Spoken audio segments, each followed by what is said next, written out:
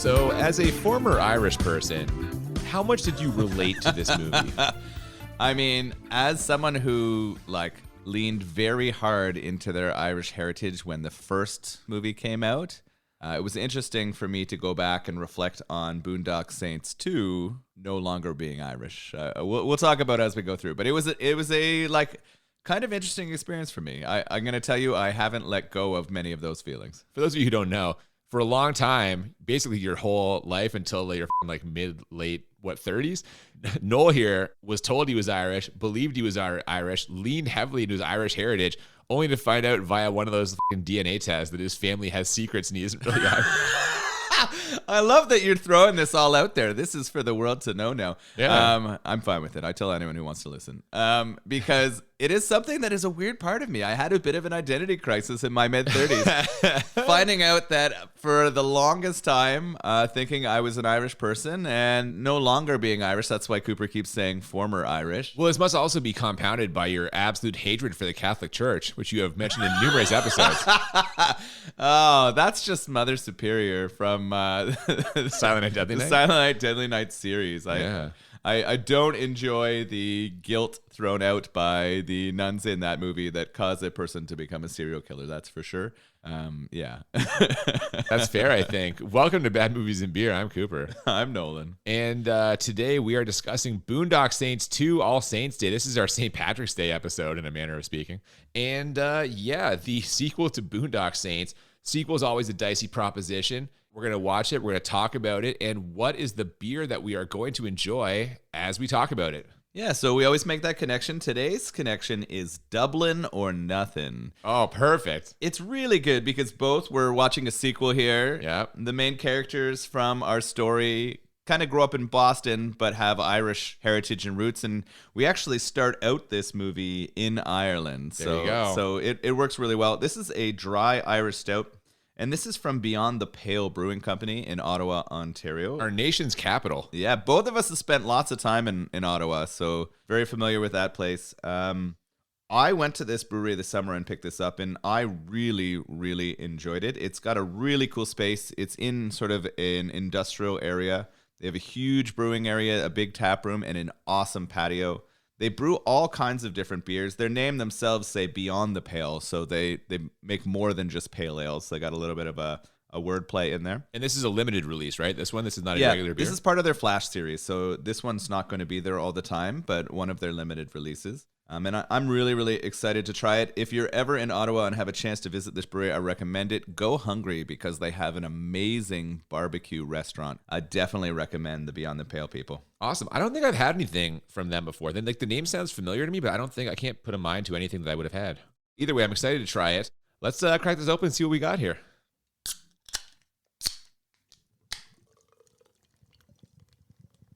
So we open with a man walking down the street. There's some religious choir-like singing and a voiceover that tells us that there's two kinds of people in this world, talkers and doers. He says most people are just talkers. All they have is talk. But the doers, they're the ones who change the world. And as the man walks into a church, the voice asks us, which one are you? Yeah, they're putting out a call to action. They're trying to inspire you to be something, right?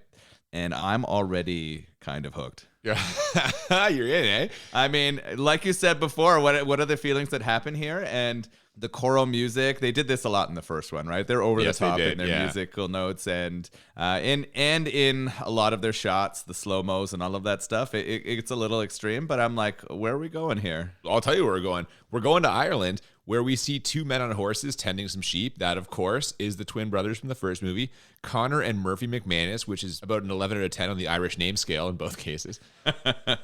Also, side note, they look like shit. Apparently, there are no combs in Ireland. That's what I learned from watching these two. They actually look like they were in Middle Earth and they were dwarves. They have these unkept beards, and they did not look like they did in the first one. But what I realized very quickly is that, one, it was the same actors. And I was like, this gets me a little excited. I didn't know that they made a sequel and they've brought everyone back. This is cool. Yeah, they certainly have. They're shepherds, I guess, and they're eating beans out of a can like common hobos.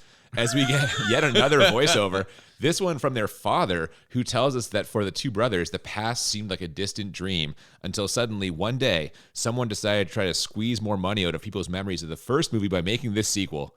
I made up that last part, but that's basically why we're here. Come on. Well, it has to be, right? The first one, I don't think people expected to be the kind of cult success that it was. Like, I feel like that was a movie that didn't have tremendous box office, but it's something that people found on DVD and loved. Like, this blew up. It was one that everyone was like, have you seen this movie? Have you seen Boondock Saints? Oh, it made like all its money on DVD. It was a massive hit purely from the DVD market. As we go through, we'll talk about it more, but this one is definitely written and designed to play off the like feelings and pay homage to the first one. Like, that's what this felt like to me. Yeah, they've got a checklist and they're just going through it for everybody. Yes, absolutely, yeah. The father can tell that there's something calling them back to their old lives. It's their uncle. He shows up and tells them that back in Boston, someone has murdered a priest, Father Douglas McKinney, and did it in a way that makes it seem like the brothers did it. We see clips of this in flashback, and then we see the brothers immediately spring into action. The uncle asks the dad if he's going to stop them, but the dad knows what's up. Someone's trying to call them out, see? And he tells us, someone thinks it's really clever. Only one problem with this little plan was that it worked. Yeah. I mean, that is just pure trailer bait right there. Come on. It was definitely pure trailer bait, but it's good because what do we cut to right after that? Oh, smash cut to aggressive rock music and your favorite, a gear up montage. This particular montage also features a large amount of hair and beard trimming and also male ass for some reason. There's a ton of male. Lots of naked men. They really go for this gear up montage. They see them changing. They spend a lot of time showing their tattoos. There's a lot of religious symbolism in this series. Oh, right? do you think so? Yeah, just a little bit. But they're back. Yeah. They're on their way. I'm not sure they needed to give us all that barn shower footage, but hey, here we are. I mean, if it was women doing it, you would not be complaining. You know what? You're absolutely right. Maybe it's for the ladies. Yeah. Hey. Or the men who enjoy that. For all the women who are like, let's watch Boondock Saints 2 All Saints Day. You're right. The Boondock series are definitely not created for ladies, I don't think. But I mean, you got to throw something in for everybody. Hey, you're absolutely right. Either way. They walk back into the house looking like themselves from back in the first movie, and when the uncle asks them what they plan to do, Connor throws a couple of pennies on the table and Murphy says, kill every last motherfucker that had anything to do with it. And we get another smash cut to the title card, this one perfectly timed with the guitar solo. Dude, love it. This is so cliche. Love it. It's like if there was an edit by numbers kit for action movies, this is basically the opening to every episode of CSI. Like, seriously. No, you're not wrong. It is not an original idea. Nothing in this screams. Nothing in this. Nothing. No, nothing in it screams of originality.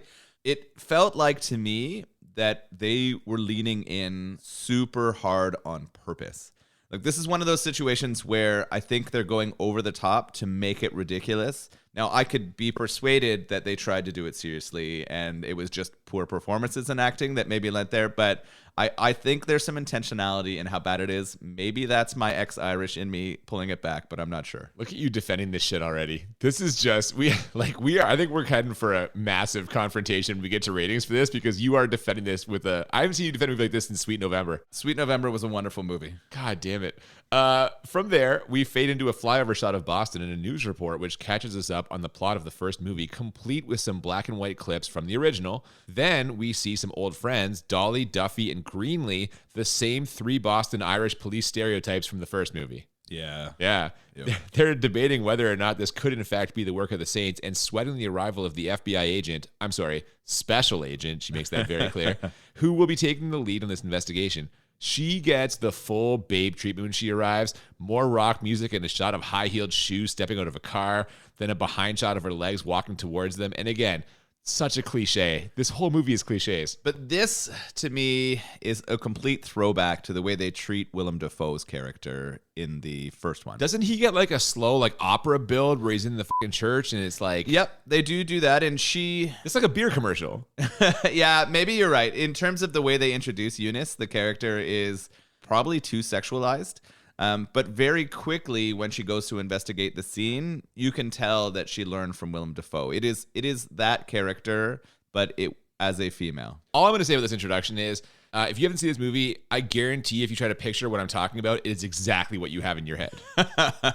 That's fair. Eunice Bloom, right? Is Special Agent Eunice Bloom. Yep.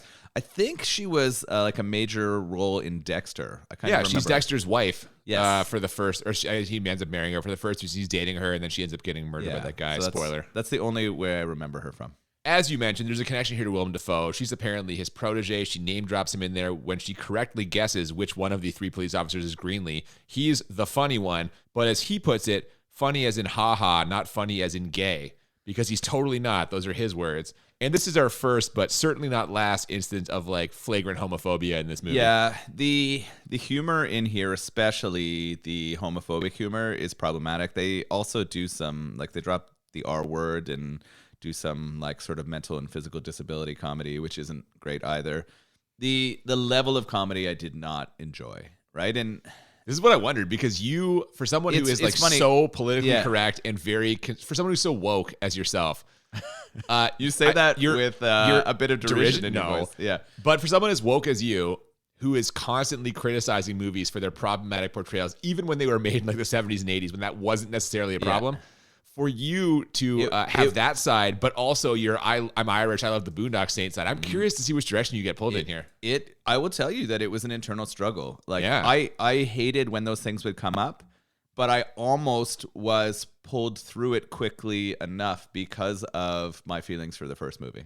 I mean, I guess in the first movie, they do a lot of that as well. It's there. But it was also put out in like 2000 or Different 2001. time, It was a very different time. This is like not that long ago, this sequel. And that's kind of an issue for me. Yeah. And we had a bit of a conversation before recording about that might be the way that those characters would all like be talking or would talk, or they're still continuing what those characters did in the previous one. Doesn't make it okay. But that just says those characters did not change with the times. Like they're essentially like frozen in time. Right? Like I can understand you want to be true to the characters, but like if the world has changed in the like 9 or 11 years since the first one came out. Like, I agree. But it hasn't changed everywhere, right? Like would those characters, and especially the characters like this that seem to be very traditional in their belief systems, very conservative, right? I don't know that they would consider those things, right? I don't know that they would think about them. Not that that's okay that they're in the movie, but I don't know that these characters would be changed by our times. Well, I mean, they look frozen in time in that fucking Ireland scene. Like they're like goddamn cavemen. Like they haven't they haven't left anywhere, right? They haven't seen a with radio or a television in the last hour. So maybe they are frozen in time. Who the knows? Either way, after a terse introduction where Special Agent Bloom lectures them on their use of profanity, she explains that she's there because the feds actually want to catch the Saints this time, and that, as she puts it, she's so fucking smart, she makes smart people feel like they're did. Yeah, that's her words. Word. Yep, those are her words. Yeah, I didn't like that one. This whole scene is all kinds of problematic for all the reasons you've already mentioned. Yeah, this scene does kind of suck. I agree. What I'm thinking here, or what I'm guessing at this point in the movie, is that everyone's back but Dafoe. He was like, no, I don't want to. That was my thought too. Right? I'm like, he wouldn't go near this. He's like, no, that one turned out better than I thought it would, and we're just going to take it and run with it. But we're not making another one, is sort of how I felt about it. Yeah. From there, we go to some kind of bare knuckle fighting ring taking place on a cargo ship. I'm not sure why the brothers are there, but they are, speaking Spanish and quickly betting on a much smaller and handcuffed Mexican fighter who spends the fight against his much larger opponent, firing off terrible one-liners about how tough Mexicans are on his way to inevitably winning. This character sucks. Can I just put that out there? The intro to the Mexican was pretty rough. This might be the character in the movie that I enjoyed least. I don't know. It just didn't seem necessary. But I guess in the first one, the team kind of had a goofy, dumbass sidekick, and they were just trying to bring back that feeling again. But it is a silly character for sure. Yeah. After Special Agent Bloom takes a very quick look at the crime scene, she immediately deduces that this murder was not, in fact, committed by the Saints. So the 3 Boston cops think she'll be out of their hair, but she has no plans on leaving. She's also figured out that it was only one shooter, not 2, and uses Greenlee to demonstrate. This does 2 things. It gives her a chance to show how smart she is, and it also gives the screenwriter a chance to work in some terrible comedy. Short jokes mostly, but also Greenlee perving out over Special Agent Bloom. It's funny how we can tell right away your feelings about the movie too, right? You're not coming in too negative? You're very critical really quickly, and I think that that's interesting, right? Because you've only seen the first one once, and you didn't have feelings. I wasn't a big fan. I think, the problem was, we were talking about this before we started recording, but It was so hyped up. People fucking love the first one, and I kind of saw it later on. So people had hyped it up for so many years. This amazing fucking movie. When I watched it, I was kind of underwhelmed. And so for me, I was like, overrated. And then the sequel, I mean... You're not a fan of movies that try to cash in on the success of the first one. Yeah, I'm not a big sequel guy. No, you're the, why are we cash grabbing? And that's fair. Although, ironically, as someone who owns all 5 Death Wish movies, maybe that's not necessarily fair. 5 Death Wish movies? That's right. The last one, he fights the fashion mafia. Oh my God, I kind of want to see that now. Oh, well, we can watch it. They show us the assassin's face here, but we still don't know who he's working for until they tell us right after this scene. The brothers just happen to hear a news report on the radio about Concessio Iacovetta, the son of the mob boss they killed in the last movie, so clearly he's the one who hired the hitman to bring them back and get revenge for his father. As we see in the next scene, though, his business associates are not on board with this. Yeah, we kind of get that stereotypical mafia table scene. They're having dinner together, and you know what? The more we talk about it, the more stereotypical this movie That's feels. right, yeah. And they're all upset with him because now he's called the Saints back, and now they're all at risk. But he goes on a very long-winded conversation, needing to... he says how they need to fuck everything before they get fucked. Yeah, so I forgot to mention, but Concessio is played by Judd Nelson, who is totally just doing an Al Pacino impression in this scene, and not well. You're right. He does give an impassioned speech, like you said, to his partners about why this is all a good idea. And the exact quote is, "These sons of bitches prison fucked us in the ass, and then they wipe their dicks on our grandma's drapes." I thought it was graves. It's drapes? No, they're toweling off on Grandma's drapes. Oh, it's a comment about Grandma's pubic hair? Oh, God. Like drapes the euphemism? No, that'd be the carpet. Oh, carpet. But, drapes would be the hair. The hair. What? Yeah, they on Grandma's face and then toweled off on her hair, you know, like you do. Oh, my God. This got weird.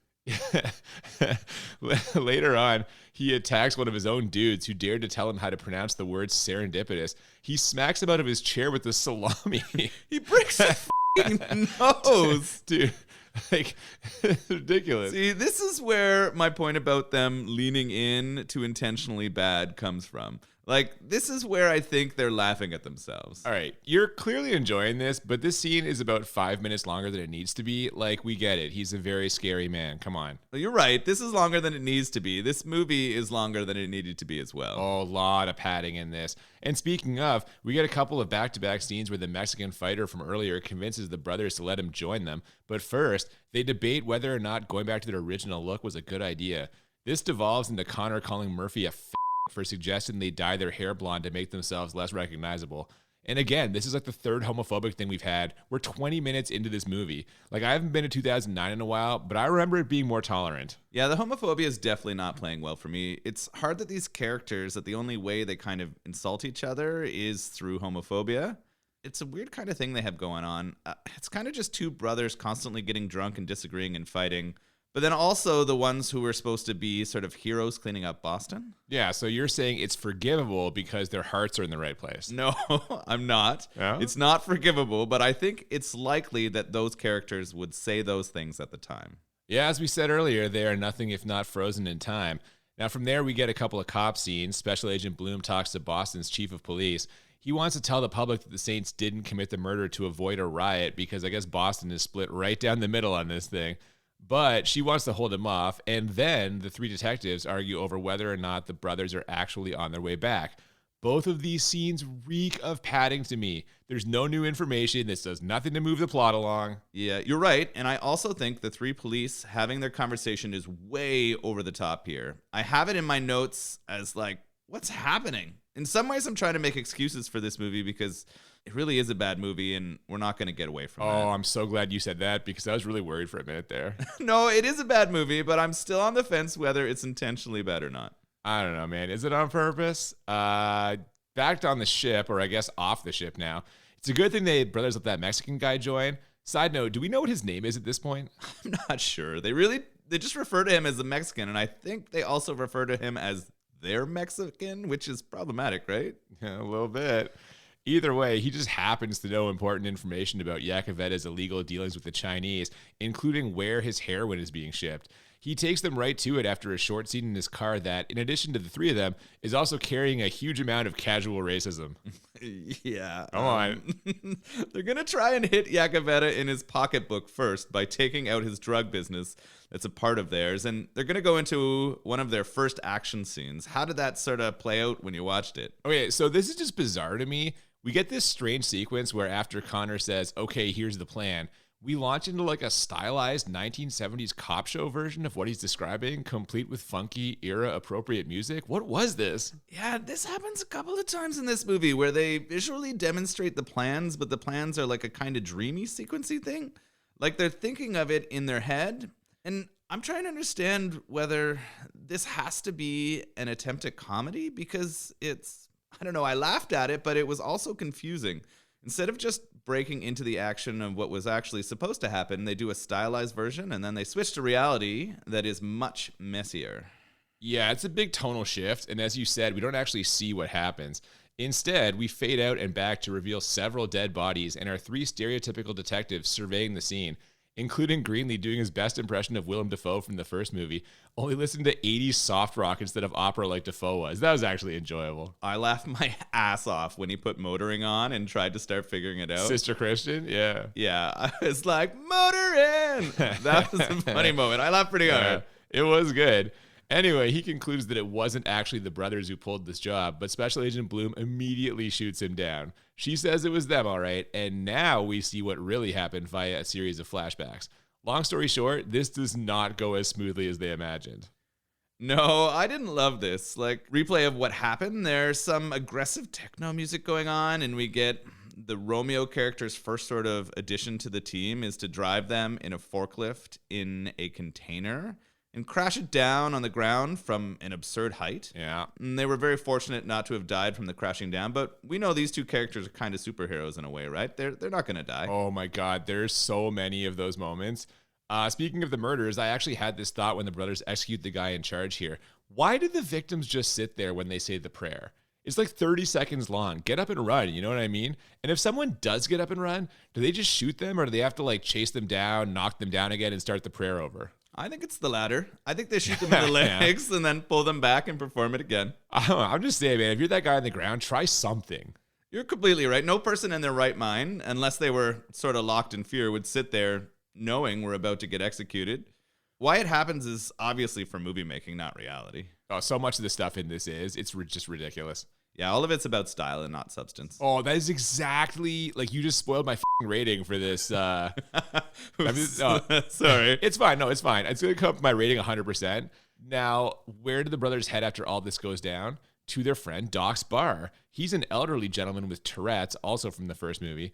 They have some drinks and joke about his Tourette's, and we finally learn the Mexican guy's name here. It's Romeo. So this scene here, more padding. This is a straight throwback. Like, every time they had a successful takedown in the first movie, they would do this, right?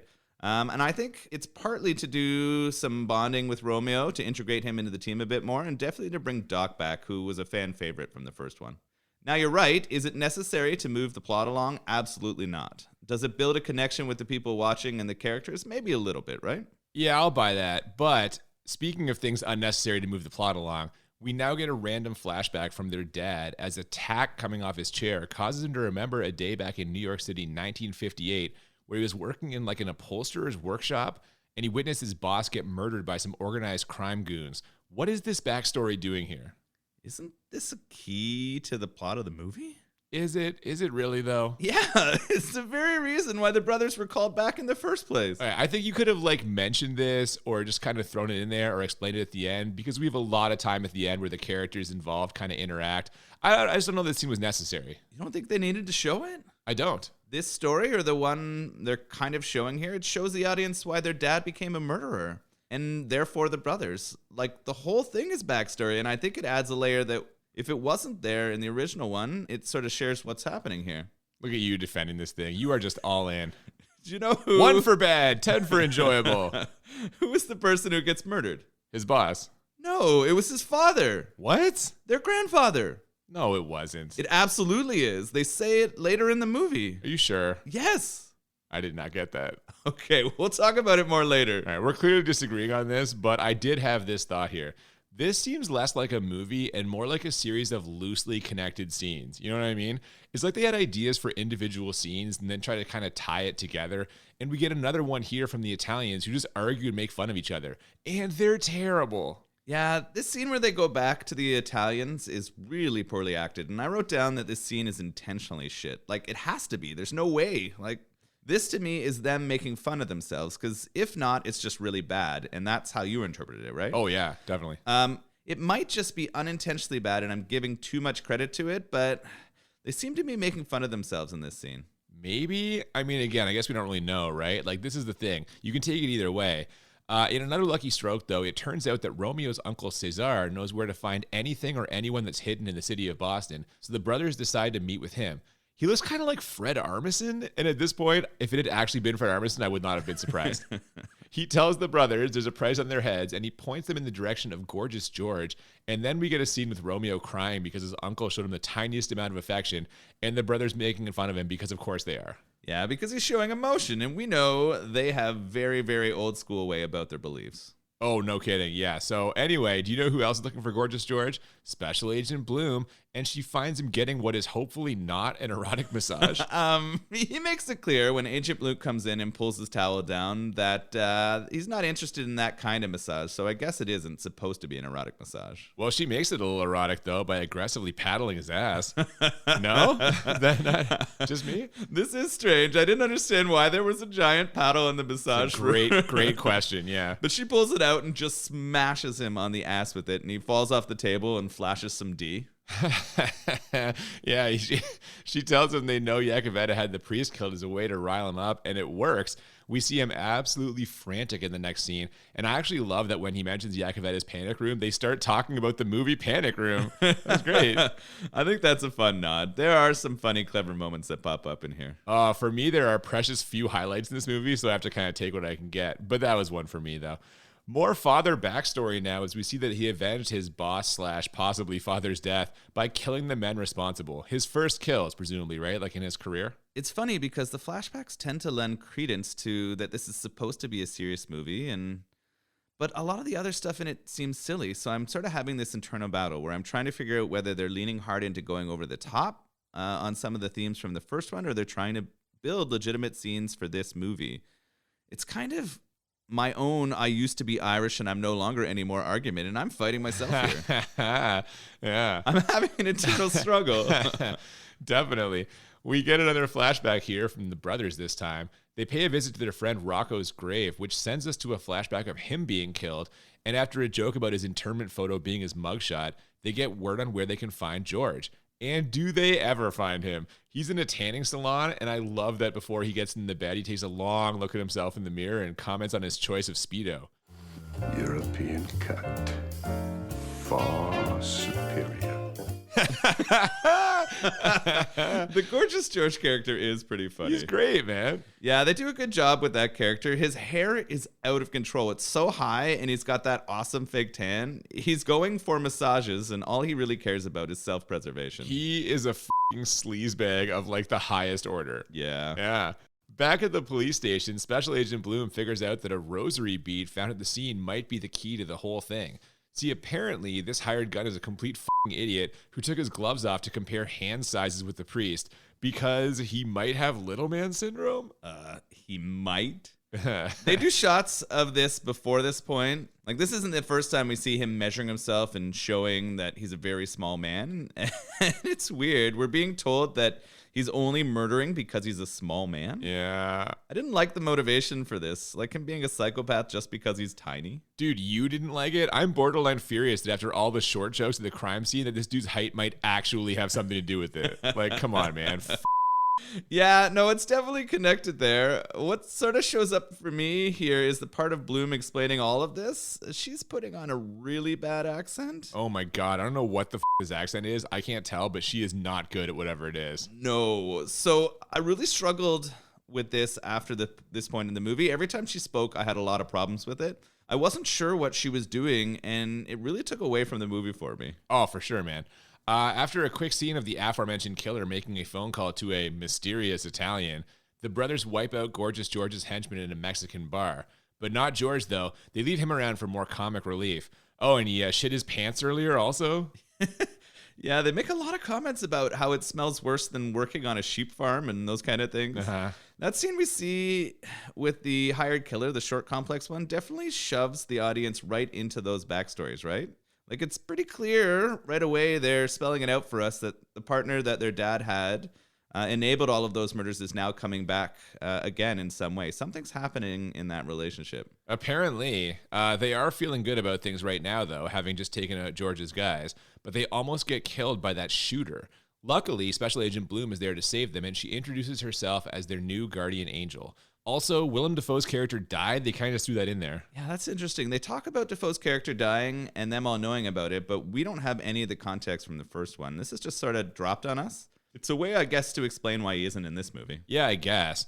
It turns out that she isn't actually interested in solving the investigation. She, much like Willem Dafoe at the end of the first movie, is there to help them wipe out the criminals. Now, is it my imagination or are everyone's accents slipping in the scene? You're right. They're all losing it here. They're trying to show that they're all working together. The team is back together.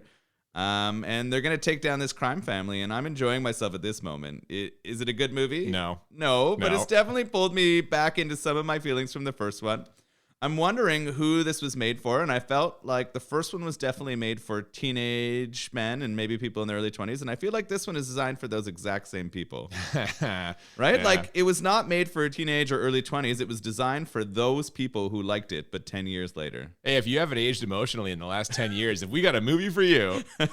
They're really just trying to get the same audience to enjoy this one that I'd enjoy the first one. Oh, yeah, they're definitely not trying to cast a wider net by any stretch of the imagination. So Special Agent Bloom helps them right away by telling the local PD that this was a shootout between gang members and definitely not the work of the Saints.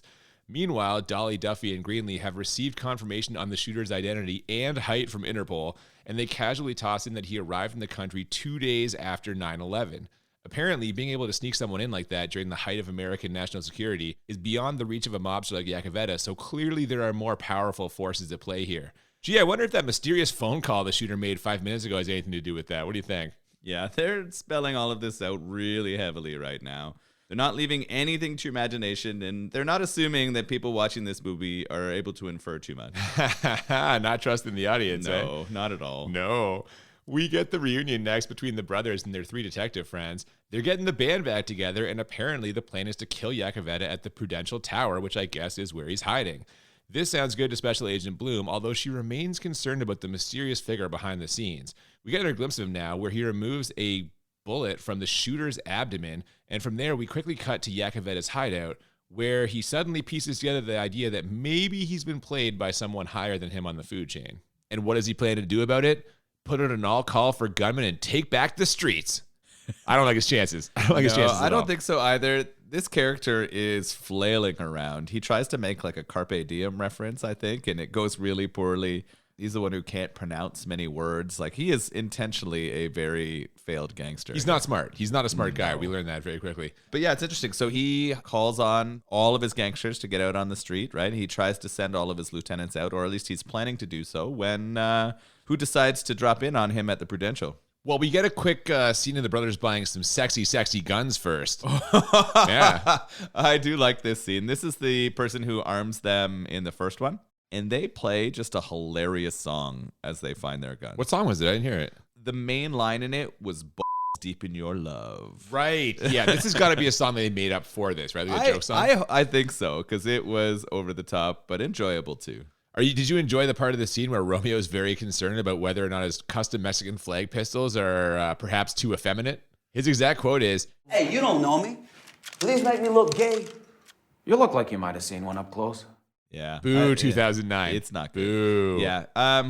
That part is problematic for 2 reasons. Both the homophobia and the Racism? Racism, yeah. There's clearly a bunch of racism in that section too. So that's the hard part on this movie, right? This is what makes this a really bad movie, is how cheaply the lines are delivered and the comedy is written. Well, this is what it goes back to my thing before about how it's kind of like individual scenes, not a whole like coherent plot. I feel like with the script too, like it's like they have ideas for individual lines. They try and build scenes around those lines. I mean, the first one jumped a lot as well. It did. Right? And I think this follows that theme, but you're right. That sometimes that leads to like the frenetic action, but I think it also can lead to it feeling really disjointed. Yeah, disjointed is a good word for that. From there, we go to the Prudential Tower, and we see that most, if not all, of Yakovetta's crew has been wiped out. Special Agent Bloom is about to paint a detailed but presumably false picture of exactly what went down that night. Before she can do it, a different special agent, John Kunstler, barges in and announces that he's in charge now. And sure enough, he immediately lets Bloom, or Bloomy as he calls her, know that she's suspended. Her response? To tell her words, that's fine. Before she goes, she's going to paint her picture anyway.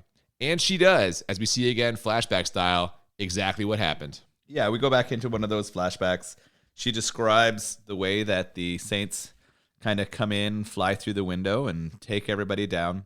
It doesn't go quite as smooth as they had planned. As we kind of know from the first heist and what we've seen in the first one, despite there being hiccups in their plan, they always end up managing to murder everyone and take everything down. Oh yeah, surprisingly, this scene involves some gratuitous violence. Yeah. I did kind of like the scene that comes into this where Romeo is in a closet with a janitor and he's trying to get the janitor to help him come up with a cool action hero tagline. Yeah, we got some meta comedy here. It was definitely meta. Took me out of it. Oh, you didn't like it though, no? Took me out of it. The reenactments are not great. They're really cheesy. Oh my God. You weren't sucked in by the incredibly realistic scene where the brothers jump off the roof of the Prudential Tower with ropes tied around their waist, fly down like 20 stories, smash through the windows of Yakovetta's penthouse after first shooting the ropes around them at the perfect moment, and then slide the entire length of the room, shooting everyone while never getting shot themselves? You know, like anyone in that situation would. They are the same as they would have been in the first one. I think it just doesn't play as well because it doesn't seem as cool anymore, right? It's one of those things that I'm also not a like teenage boy, and I'm also not Irish anymore. Well, and you've seen more movies since then, right? Like this shit has become like such a cliche. So she goes through and talks this reenactment, and then all of a sudden out of the panic room, what happens? Well, yeah, there's one member of Yakovetta's crew that's still alive, and it's fucking Ricky from Trailer Park Boys. I know, I had to pause it. I hadn't recognized until this moment, but they do a close-up on him, and I'm like, wait a minute, that's f***ing Ricky. It is indeed. He pulls Special Agent Bloom into the panic room where he was hiding, confirms her version of the events, and then tries to cut a deal by offering up information on the guy who was really behind all of this, the old man. He doesn't know much about him, except that one time someone referred to him as the Roman. We know who it is. Yeah, well, we've seen the flashbacks. We know what's happening. This is not much to go on, so they need a plan. And as they're formulating that plan, we see the shooter hiding behind a fire hydrant watching them. Now, this is f***ing ridiculous. Like, he's not that short. Fucking fire hydrant. They have tall fire hydrants in Boston. I don't know if you've seen them. They're about 4 feet high. And such bullshit. And he only needed to just crouch just a little bit, right? That's ridiculous. Yeah, I find the whole height thing weird. I didn't understand that motivation. Yeah. Was it to be funny? I'm not sure. Were they actually trying to give him a motivation? Again, this is one of those internal struggles. Are they making fun of themselves, or are they just really shitty? Is the whole thing just like a small joke? Oh, maybe. Is that what it is? Maybe. We're about to get got a small peen into the saccomatic conversation, so we're moving that way. I don't know, man. From there, we cut back to Doc's bar. Greenlee walks in talking about his big sack and gets immediately blown away right in front of the brothers. That was sudden, man. Yeah, he calls himself the Saccomatic. Great last words. I'm the Saccomatic. Those aren't actually his last words. Yeah, but they're pretty close to it, right? He just brags about having big balls and then gets taken down by a little man with a little penis, as you've described. Is he a little penis? Yes, you did. Oh, my God. All right. Just as suddenly, though, their father appears, disarming the shooter who had taken Doc hostage. Shot him right through the fucking hand. Well, he holds a gun to his head, too, and demands to know where the old man is. So he's back from Ireland just in the nick of time. And what happens now is just fucking ridiculous. Him and the shooter both end up pointing their guns at each other, and 3 different times the shooter pulls the trigger, but 3 different times nothing happens. Because God, I guess? No, the dad brings out 2...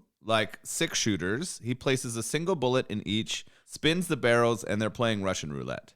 The dad is so accomplished. He knows how to spin those barrels to ensure his safety and not the safety of the other. You are such a fucking homer for this movie. I cannot believe what you're saying right now. Well, this is how it's explained. This is the only way that it makes logistical sense. You're right. That is the only way. It's the only way it makes sense. And the dad knew he needed to put the other guy into a place where he would be so afraid he would give up the information to the old man. His sons did not like it, but he told them that daddy's working and pushed them away. That's right. Now the shooter refuses to give up the old man, so the dad just blows him away. After saying goodbye to Greenlee, we get another flashback. This time, it's the brothers spending time with Rocco. This is basically a passionate plea for a return to old school manhood. There are so many f***ed up quotes here. John Wayne died with 5 pounds of undigested red meat in his ass. Now that's a man! There's some real old school masculinity and misogyny in Oh, here. dude, they're just broing out so hard. Yeah. And it made me wonder whether the people who wrote this believe that. Like, It's one guy who wrote it, and the answer is yes. There's a documentary about him. Oh, really? He is just a fucking, like... Is he a maniac? Yeah, just Okay. so fucking bro-ish. This whole sequence ends in a weird fucking way, man. Yeah, Greenlee skates up on fucking, like, hockey ice. Yeah, why were they on ice? I don't, so he can skate up. He says, thanks for coming out and shooting a slap shot directly at the camera. Jesus Christ. How can you fucking defend this shit, Nolan? Oh, I am struggling now. This scene bothered me. Finding out that this is written by some, like, fucking dumbass bro who believes these things makes me upset. What makes me upset is both brothers, like, wake up at this point. So this was some kind of simultaneous dream. Like they both know what happened. Like, I missed what is that. this? I missed that, but you're right. Yeah. Now we get another dad flashback as he explains to his boys how all of this is his fault. Because of an endless quest for revenge he started as a youth. Back then he had an accomplice, Louis he called him, Italian guy, and you'll never believe it, but he's the Roman. What are the odds? Yeah. They spelled this out to us about half an hour ago. But they're explaining it just in case you weren't smart enough to figure that out. In keeping with the rest of this movie. Yeah, I mean, it is always on the nose here. Yep. Now, Special Agent Bloom has also figured out who and where this guy is, which A, is going to cost her career when she gives that information to the Saints, and B, gives us a scene showing off just how bad an actor the guy playing Special Agent Kunstler is. He flips out a Ricky from the Trailer Park Boys after first smashing his plate in a way that makes his lunch fly up in the air. Like, what the f***? I didn't see, or I missed that scene. It didn't sort of stick with me, but Kunstler was a massive joke too. Like even giving him the name Kunstler is like just so low hanging. Yeah. I recognize the guy's face too. I don't know what he's from, but probably nothing significant. Probably not. Anyway, it's now time for the Saints to kill the Roman. And inexplicably, despite being heavily guarded, the dad is just able to walk in and sit down across from him. Well, they show the Roman sort of setting this up. He calls another Italian and asks for more tomatoes. This is a clearly racist connection to like gangsters. All right. They want the dad to walk through. They want him to go there. Louis wants this conversation with them. They need to address this because they have a big history, right? Oh, yeah. Now, the actor playing the Roman here is Peter Fonda, which is the second most surprising cameo in this movie.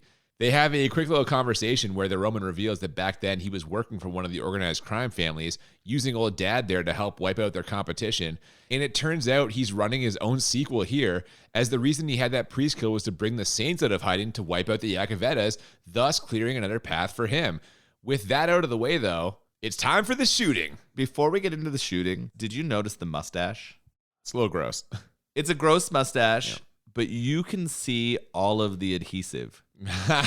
It was one of those the adhesive strip that stuck the mustache to his face was so obvious in the close-up that they did 3 or 4 times that I didn't give a about whatever he was saying. I was like, oh my God, this is such a fail in terms of their like makeup and prosthetics that I'm like, I can't move past this. I have like a half a page of notes just saying that those zooms need to be cleaned up, and it's killing me. They cut away for a second, and we go back, and he's wearing a different mustache. Okay, come on. I did not notice that. Absolutely. All right. A different one. I love that. That's funny to me. And so clearly one scene happened in one day and the other in the other, but I was losing it. And then we get to the action. Oh, yeah. With that out of the way, it's time for the shooting. And these scenes are just ridiculous. With the brothers jumping off yet another roof, falling like 30 feet and landing in a stone fountain unharmed. Not to mention the three of them, well, four actually, Romeo is there too, killing like 50 guys while Peter Fonda just sits there. Although, in the one action movie cliche they do avoid, the Saints actually sustain some damage. Connor gets clipped and they even lose dear old Dad, but not before he finishes off the Roman. Now Dad knows he's done for and fires off one last line. I'll see you in a minute, Louis. Man, they just slather on the drama for this death scene. Yeah, it's weird that Louis would bring them there. Was he hoping to kill all three and then he could take his throne as the head of the Italian mob in the area? Or convince them to like work for him or something maybe? I don't know. Well, and then they had a very long nature-nurture argument. Yeah, they did. That's true, yeah. Right? Like, so it was strange to me. I don't know if that was just the like writer of all of this trying to like tell people what he believes. Yeah, working some themes that he's passionate about. I think so. That's what it kind of felt like. But yeah, we do have what is a very dramatic death, and the brothers sort of collect themselves. They don't put pennies in everyone's eyes or set up the scene here, but they walk out, and what do they run into? Well, okay, before we do that, though, I have a quick question for you. What happened to Romeo? Does he make it or not make it? We just don't see him. We don't know. We have no idea. Yeah. No need. They're just like, They just decide that he doesn't matter anymore, Yep, which is that's right. ridiculous, right? I mean, that is also a racist move. I would agree, man. So yeah, when they walk outside, they find a ton of heavily armed SWAT type guys waiting for them, and they have no choice but to drop their guns and get taken into police custody. It sure doesn't seem like they'll be there long, though, as in the next scene, we see their uncle transporting a disguised Special Agent Bloom to the man who's going to help get her to a safe location. And that man is Willem Dafoe, who I cannot believe agreed to come back for this. This I wasn't expecting. Oh, me neither. I'm like there's a 0% chance. Willem Dafoe This does I not was stink not of this expecting. I thought the entire clearly he was willing to come back and get paid for one day's work, but I didn't hate this. Like I liked that was sort of the gang is coming back together. We're gonna bust them out. Yeah, it turns out he faked his own death, and now he wants to break the brothers out of jail, like you alluded to there, get them back to work, and take this thing to a whole new level. And we end with the two brothers looking out of the window of the prison hospital and shooting finger guns at all the prisoners looking up at them. And this is where I had the thought, God help me, if someone spends any money to make a Boondock Saints 3 after this, they need to have their head examined, because what a turd this was. It's coming. Boondock Saints. No, but you know what's funny is, I had that comment. I subsequently looked it up. Apparently, they are actually making a Boondock Saints 3. Is it in the prison? I don't know where it is, man. No, Willem Dafoe's going to break him out of prison. They're going to go back and rid the world of organized Yeah, but they're crime. going to spend the first 20 minutes of them like fighting and kicking everyone's ass in prison, right? I don't know. I cannot believe someone's going to go back for round 3 of this. Of course they are. I didn't know they made number 2. So Yeah. it does surprise me that people are still funding this, but I assume maybe the person who wrote it has made enough money now on the success of these two to just continue it despite the fact that it should not continue. Well, this is part of the documentary with this guy. He got paid like a famously large sum for the screenplay, and then just like basically alienated everyone that he worked with in Hollywood because he was just fucking like, I don't know if he's on drugs, but he seems kind of coked up in the thing. Got some messed Just up like, shit, yeah. Yeah, just like aggressively, So whatever. I don't know. had you watched that documentary before watching this? Oh God, no! Before watching this, yeah, I watched it years ago. So do you think It was that, very famous. I do you can't remember think what it's that called now. influenced your opinion about this film? No, I think this film influenced my opinion about this film. Okay. Like I do think, to be fair, that You would have had probably a more critical lens. not because you- being a huge fan of the first one, Yeah. probably like, I was not looking forward to watching this. Let's put it that way. Yeah, it's interesting how when your expectations are a certain way, you can either confirm or like meet what you thought was going to happen, right? I don't think I manifested this being bad with a preconceived attitude, if that's what you're implying. No. Like, I'm not saying that, but I'm saying that expectations going in are different, 'cause right? I think this is bad, and we're gonna get to our ratings Yeah. like right now. So we should probably just do that. As always, we rate this on a scale of 1 to 10 2 times. 1 to 10 for how bad it is, 1 to 10 for how enjoyable it is. And the goal is to find movies that are a 10 or 10 on both scales, what we call a crit 20. And for me, this one, it's a bad movie. I think it's fucking really bad. Like, really bad. It is just like, it's one of those things where they're trying to make it more than it is. I felt that way about the first one, and this one I feel like they are really fucking trying to make it more than it is by like the weird segue to like the 70s cop show thing. They're just like, what if we do this? What if we do this? They're throwing a bunch of shit at the wall, trying to connect these scenes that feel independent to me. The script, the fucking lines in this are just like the jokes, the one-liners. They're not good, man. They're not good. A lot of them are problematic, and like in general, they're just not good. So I don't know, man. I have this as a 9 bad, only because, and you've kind of proven it here today, I think fans of the first one would appreciate this sequel to some degree. I, not being a fan of the first one, did not appreciate it, but I think there's enough there that I won't give it a 10 or a 10 bad, because it probably, for some people, gave them what they came for. And on that note, how bad do you think it was? I went into this movie not knowing that a sequel existed and being a large fan of the first one. That being said, this is going to surprise you, but before having this conversation, the number I have down in my notes for how bad it is a 9.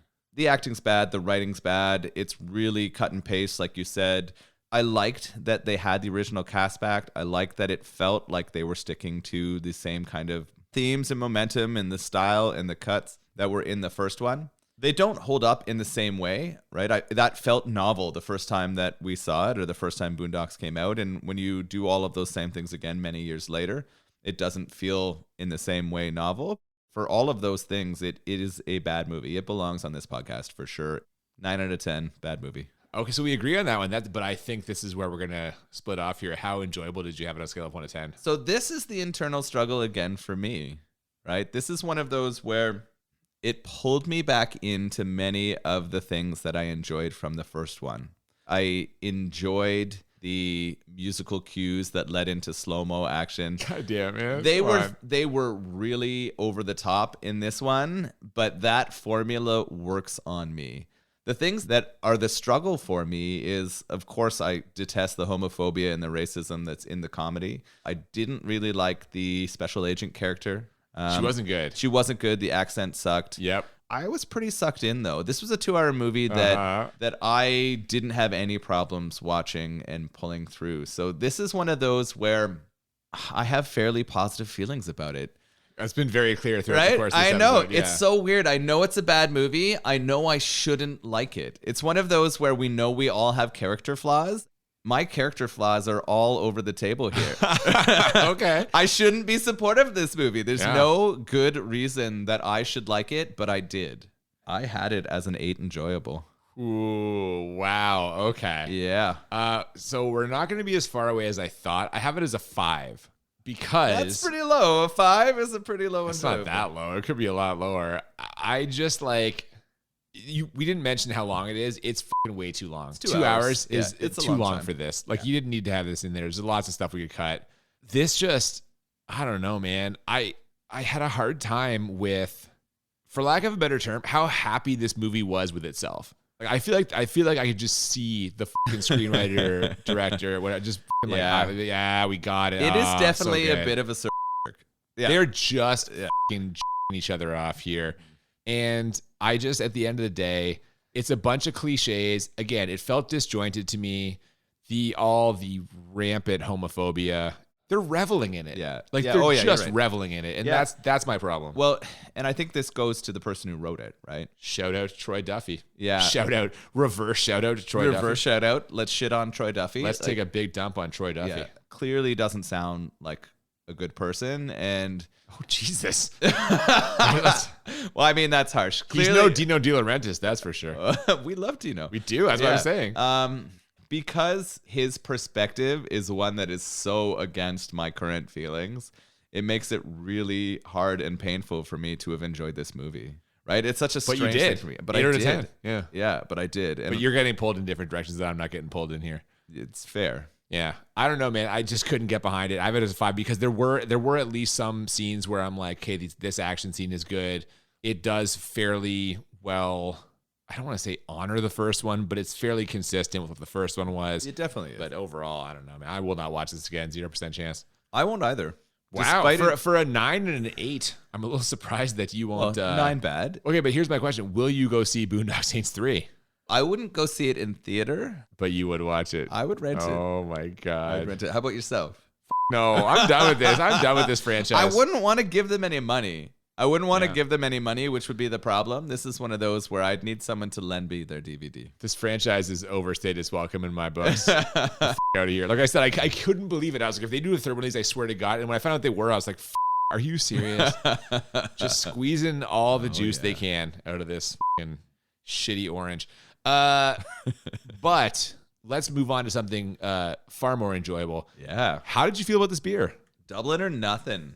I really enjoyed it. Super easy to crush. 3.5%. I was done it very quickly in this podcast and had to open another. So Same here. It's a smooth drink. Yeah. Yeah. Definitely recommend Beyond the Pale. I've had quite a few of their beers and I've enjoyed all of them. So if you get a chance to visit them in Ottawa, or if you see any of their stuff where you can get alcohol yourself, beer, then definitely pick it up. Yeah, I'm very interested in trying some more of their stuff. Like I said, this one was a smooth one for me and not heavy. Like but it was dark as fuck. And I was like, oh, this is gonna be a thick. Like, no, this is not a fill you up stout. This is one that you could definitely have a crushable afternoon. It's a party stout. Yeah, I like it. Yeah, I like that. Well, St. Patty's Day, it's perfect. I agree. And happy St. Patrick's Day, everyone. Sorry this movie blew so much ass. Yes, it's not good. From an ex-Irishman to all of you, Sláinte. Yeah, and from someone who potentially could be Irish. We don't know my heritage. Yeah, whatever. So, Boondock Saints 2, kind of a turd, as I mentioned. Next. This might be one of your most hated movies. I really am negative about this. You've hated this. This is worse than almost every other movie I think we've talked about. Not Total Recall with Colin Farrell. Oh, that's the drizzling shits. That's it for this. Let's get out of here. Next week, we're going to do a horror movie, classic horror. We're going to be watching a movie starring the master of low-budget horror, Vincent Price. Cool. You know what? I have never seen a Vincent Price. I was about to ask you that. Yeah, no, never. This will be my first. I'm a Vincent Price virgin. One of the things I love about this podcast is, as a film noob, I'm getting introduced to all kinds of worlds that I didn't know about before. Yeah. And I know that the Vincent Price films are some that are beloved and people enjoy that. Now, that being said, it is on our podcast, so I assume it's not particularly good. So it's a late period Vincent Price movie. It's Theater of Blood, if I didn't already say it. He's a little bit older. A little low budget. Like, generally speaking, with the Vincent Price movies, most of the money went to his salary, and the rest we'll just fill it in with whatever. So there'll be some good special effects. The writing's going to be early film school. Completely on point. Yeah. Great awesome. Special effects, Wonderful. Makeup, top shelf. No, it's going to be a fun movie to watch. Before that happens, if you have not already, please follow us on social media at the BMB Podcast on Twitter and Instagram. If you have any suggestions for beers or movies or combinations of the both, please feel free to send us messages to those social media accounts or send us an email at thebmbpodcast@gmail.com. Yeah, we've got a request episode coming up real soon, like we mentioned last week. But next week, we're in for a treat. Come back for that. Thank you for listening. I'm Cooper. I'm Nolan. And we'll see you next time on Bad Movies and Beer. Keep it sacky. The Saints go marching in.